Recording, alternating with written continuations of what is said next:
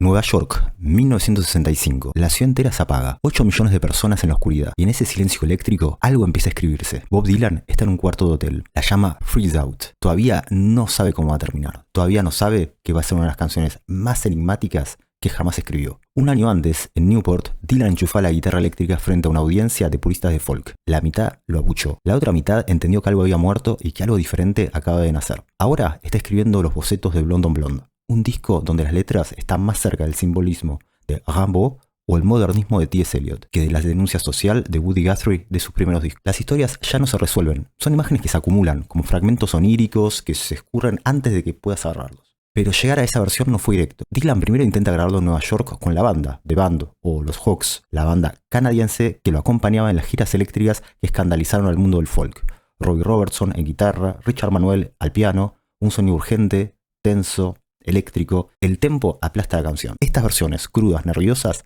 se pueden escuchar en The Bootleg Series 12, que se llama The Cutting Edge, que agrupa un montón de outtakes de Dylan desde el 65 al 66. Entonces Dylan toma una decisión que nadie esperaba, se va a Nashville. En aquella época Nashville era un sinónimo de country, no de vanguardia, no de rock, no de surrealismo poético, pero ahí va, con músicos de sesión que no sabían nada de su mundo. Charlie McCoy en guitarra, Kenny Guthrie en la batería, siendo Al Cooper en el órgano el único sesionista que seguía a Dylan desde que accidentalmente había tocado su Hammond en Like a Rolling Stone, que le da ese sonido tan característico. La canción finalmente toma el enigmático nombre de Visiones de Johanna y se va formando como una pintura surrealista. Una guitarra acústica arranca, cristalina, casi frágil, sigue la armónica, pausada, somnolienta, una batería casi inaudible y la voz de Dylan que surge de la nada misma, cansada, desvelada, rendida ante su propia textura. Cuando aparece el órgano de Al Cooper, es lo más cerca que estaremos en nuestras vidas de ese delgado sonido de mercurio que Dylan buscaba frenéticamente durante su trilogía eléctrica que va del 65 al 66. Dylan entonces arranca diciendo, típico de la noche, hacerte estas jugadas cuando intentas estar tan callado. No empieza con un gran gesto, empieza con el tipo de insomnio que confunde lo real con lo irreal. La canción entonces transcurre en una habitación, pero también en un subte, en un museo, en lotes vacíos,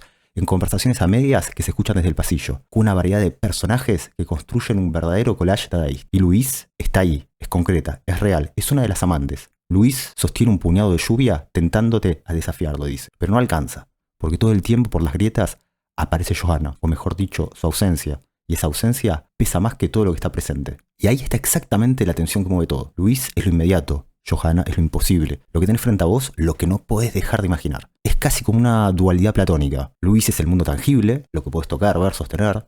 Johanna es el mundo de las ideas, la forma perfecta que existe en algún lugar que no es este. La sombra en la pared de la caverna que te hace sospechar que lo que tenés enfrente no es todo lo que existe. Y el narrador queda atrapado en ese espacio intermedio sin poder irse para ninguno de los dos lados, como una señal de radio que no termina de sintonizar. En ese momento, Dylan está al límite. Giras interminables, periodistas que le preguntan si es la voz de su generación, rodeado de todo, y sin embargo, completamente solo. La canción suena exactamente a eso, estar rodeado de ruido y no poder llegar a lo que realmente importa. Visions of Johanna no es una canción sobre una mujer o dos amantes, es una canción sobre la distancia entre lo que está y lo que no llega, entre lo real y lo que se te escapa cuando crees que lo tenés, como ese apagón de electricidad en Nueva York, todo en silencio, pero con algo eléctrico flotando en el aire, algo que no se ve, pero no para de vibrar, mientras el artista se ve impulsado a seguir esforzándose para perseguir una esquiva visión de la perfección. En junio del 66 sale Blonde on Blonde. Es uno de los primeros álbumes dobles en la historia del rock. Visions of Johanna, la gema enigmática que cierra el lado 1. Un mes después, Dylan desaparece. Un accidente de moto, sin testigos conocidos. Estaba gravemente herido o quería realmente escapar de la vida que él mismo había construido. Nadie lo sabe con certeza, y quizás eso también forma parte de la leyenda.